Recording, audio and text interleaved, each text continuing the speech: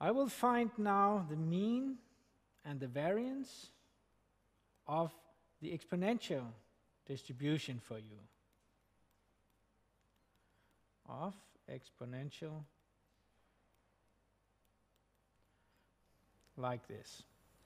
For doing this, we are going to find the mean of the exponential distribution will be the integral from 0 to infinity of x times the intensity times the density function e to minus x over beta dx.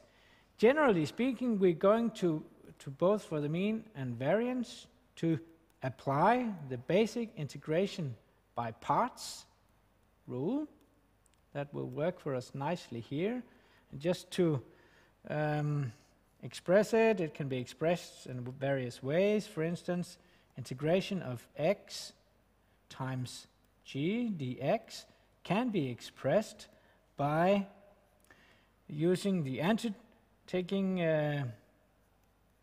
the f times the antiderivative of g, capital G I use here, from, if we say from a to b, and then from a to b, and then minus the derivative of f times, again, the antiderivative of g dx.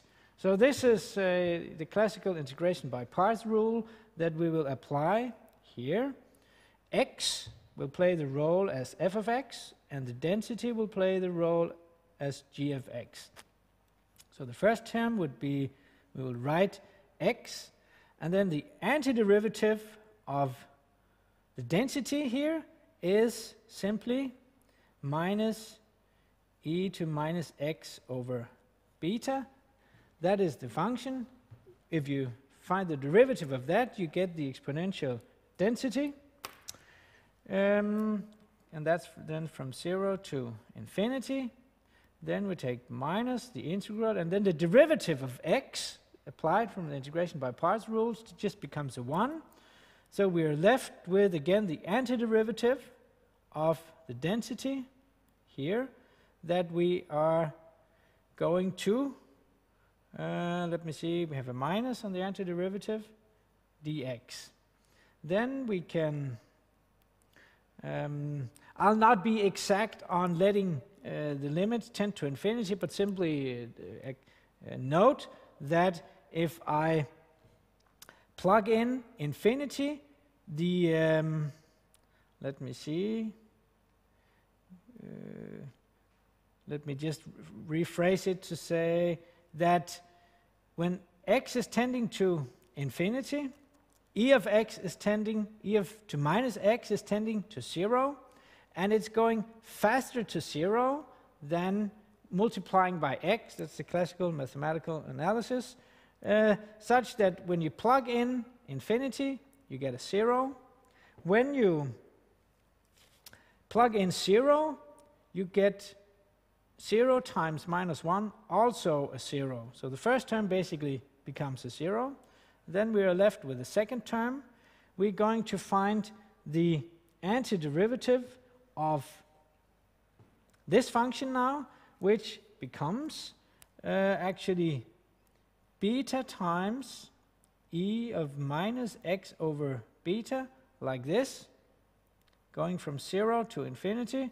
If we take the derivative of this function, it actually becomes this function. So we can again plug in infinity, and that will tend to, we have a minus here from the in front. We plug in infinity and we get a 0. We plug in 0 here, so that will be minus beta times e to minus 0. Altogether, we are left with the beta. So that proves that the mean of x in an exponential equals beta. Let's find the variance. For finding the variance, I find first the mean of the square of x, and we use similar ways as we just applied for the mean. We're going to find the x squared, 1 over beta e to minus x over beta. We're going to use integration by parts, following exact same pattern as we just did. So let's see. We take the first term, which is just writing the function, writing the antiderivative like this, 0 to infinity. It'll just be 2 zeros like before, since the exponential again goes faster to 0 than the x squared. We have then the derivative of the first function. The derivative would in this case now become 2x, and then again times the antiderivative like before of the density, like this. The first term, just as I said, as before, becomes 2 zeros. And we are left with, let's see if we can find this term here. Let's see if we can find the, well, actually, if we look at this term, we can see, we can recognize this actually to be very close to a kind of computation that we already did regarding the mean. So if we have 2 zeros, sorry, two minuses, so altogether it becomes a plus. I write a 2, I write 2, I multiply by beta, and I divide by beta like this, e to minus x over beta dx. My reasons for, I just write the same thing again, and then I multiply and divide by beta, because then it's very explicit that in finding this, I can recognize this to be exactly the mean of x, as I just found up here.